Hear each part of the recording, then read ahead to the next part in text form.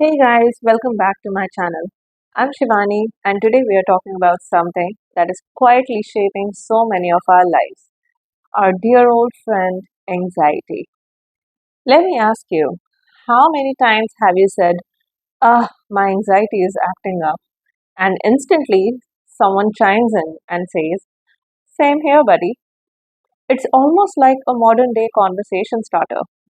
You could be waiting in a line for coffee or texting a friend, and just mentioning anxiety creates this unspoken connection around you. It has become so common that we joke about it, meme about it, and sometimes even treat it like it's part of our personality.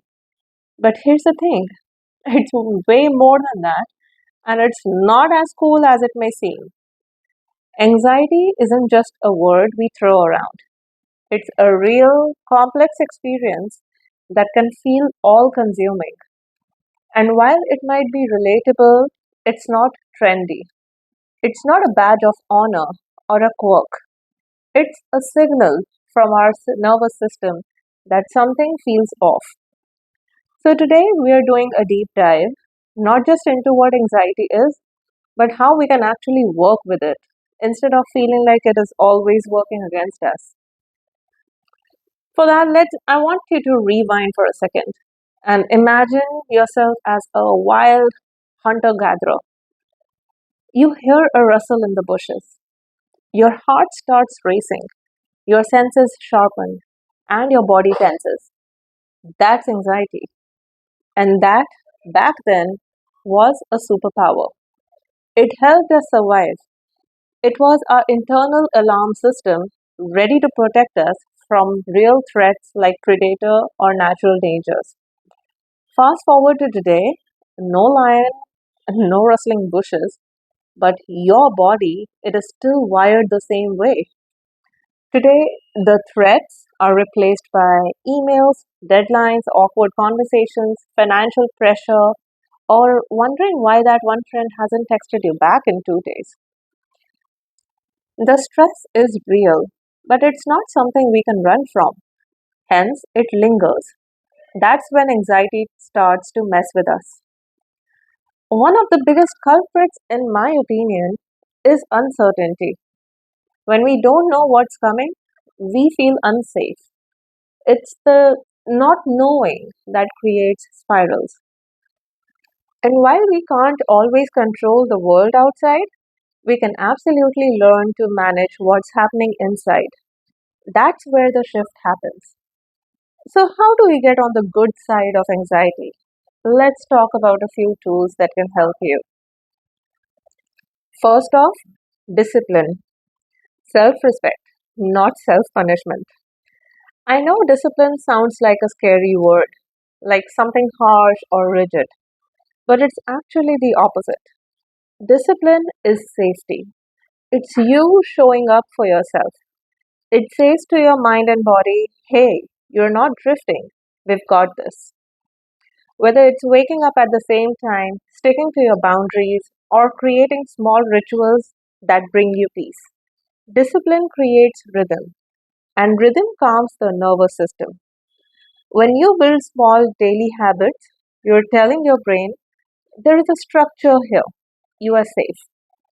Over time, that quiet consistency becomes your emotional anchor. Our next tool is movement. Movement moves energy. When you're anxious, it's like your body has this fizzy, restless energy that doesn't know where to go. That's why exercise is magic. It gives all that pent up energy an exit. But it's more than just stress release. Exercise teaches your body how to handle stress. When you push through a challenging workout, where your heart is racing and your body is drenched in sweat, you're telling your system, I can do hard things and come out stronger. That resilience shows up in everyday life. You don't need to lift heavy weights or train for a marathon. A walk, some yoga, dancing in your room, whatever feels good, just move. Move like you're shaking off that static in your soul, right? Our next tool, I'm going to talk about is breath work.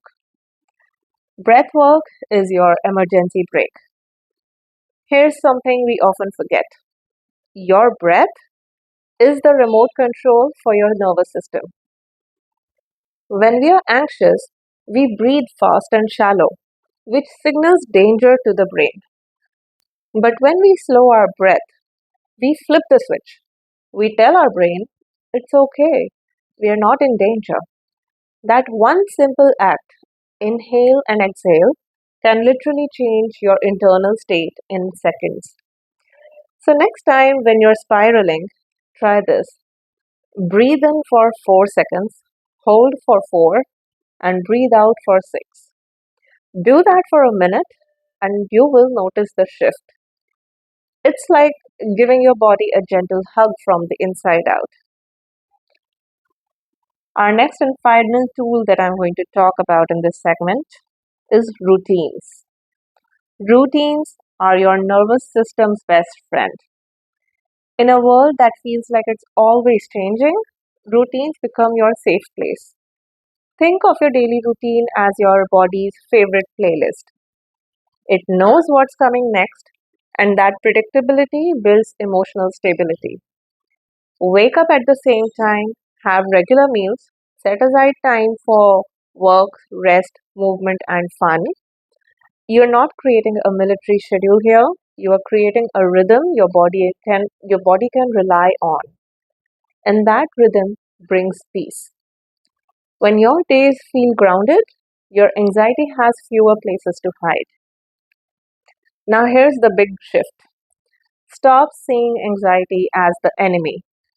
Anxiety is not trying to ruin your life. It is trying to tell you something. Maybe you are overwhelmed. Maybe you need rest. Maybe something is misaligned from your life. Instead of fighting it, ask it, what are you trying to show me? It's a signal, not a sentence. Now, before I wrap up, if there's one thing I want you to remember, it's that anxiety does not define you. It is not your identity, and it's not your weakness. It's just your body's way of asking for attention, care, and compassion. When you stop running from it and start getting curious with it, you take your power back. You become the calm in the chaos, the steady in the storm.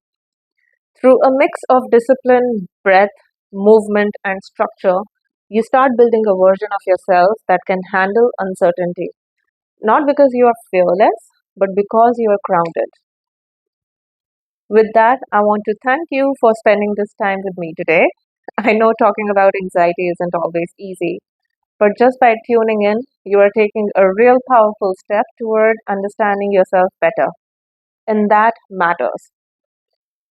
If this episode gave you a new perspective or even just made you feel seen, I'd be so grateful if you shared it with someone who might need it too. We're all in this human experience together, and sometimes the most helpful thing is knowing we're not alone in it. And hey, if you've been enjoying the podcast, please take a moment to rate and review. It really helps more people find this space and feel supported. Take care of your mind, move your body, breathe deeply, and remember, you're not broken, you are growing. Until next time, I'm Shivani, and this is your safe corner of the internet. See ya.